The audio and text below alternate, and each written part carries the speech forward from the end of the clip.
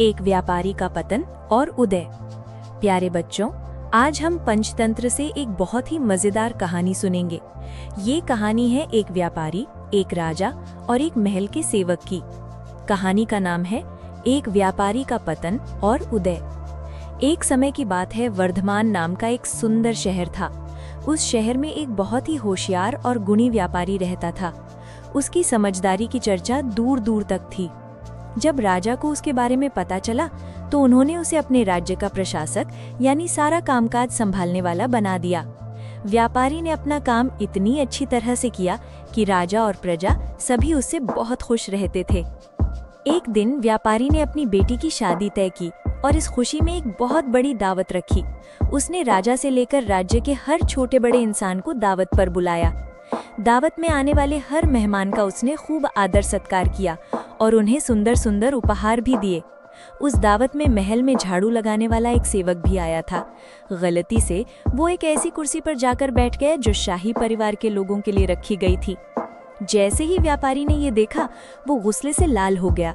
उसने सेवक की गर्दन पकड़ी और उसे धक्का देकर दावत से बाहर निकाल दिया। बेचारे सेवक को बहुत शर्मिंदगी महसूस हुई।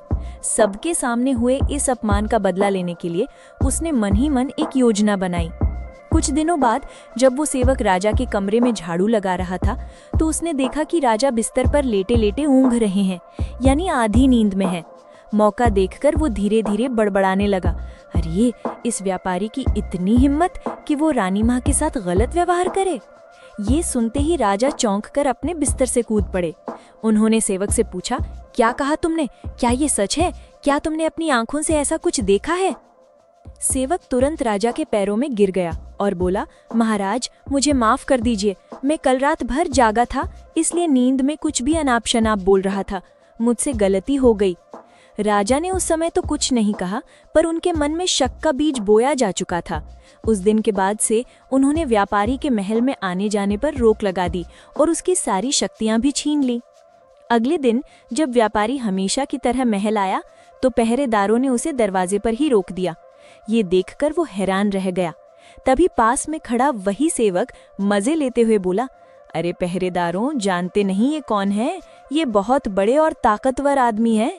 ये तुम्हें भी नौकरी से निकलवा सकते हैं, जैसे इन्होंने मुझे अपनी दावत से निकलवाया था। जरा बचकर रहना। ये सुनते ही व्यापारी को सारी बात समझ में आ गई कि ये सब उस सेवक का किया धरा है। वो बहुत समझदार था। कुछ दिनों बाद उसने उस सेवक को बड़े प्यार से अपने घर बुलाया। उसने सेवक की खूब सेवा की, उसे अच्छा खाना खिलाया और बहुत से उपहार भी दिए। फिर हाथ जोड़कर बड़ी विनम्रता से कहा, उस दिन दावत में मुझसे बहुत बड़ी गलती हो गई थी। मैंने गुस्से में तुम्हारा अपमान किया, मुझे माफ कर दो। सेवक ये सब देखकर बहुत खुश हो गया। उसने कहा, आपने न सिर्फ मुझसे माफी मांगी बल्कि इतना सम्मान भी दिया। आप चिंता मत कीजिए, मैं राजा के मन से आपके लिए शक दूर कर दूंगा। अगले दिन सेवक फिर से राजा के कमरे में झाड़ू लगाने गया। उसने राजा को फिर से आधी नींद में देखा और बड़बड़ाना शुरू कर दिया, हे भगवान, हमारे राजा भी कितने भोले हैं, वो तो बाथरूम में छिप छिप कर खीरे खाते हैं। ये सुनकर राजा को बहुत गुस्सा आया। वो चिल्लाकर बोले, मूर्ख सेवक, तुम्हारी इतनी हिम्मत कैसे हुई मेरे बारे में ऐसा बोलने की? चुप हो जाओ, वरना मैं तुम्हें नौकरी से निकाल दूंगा।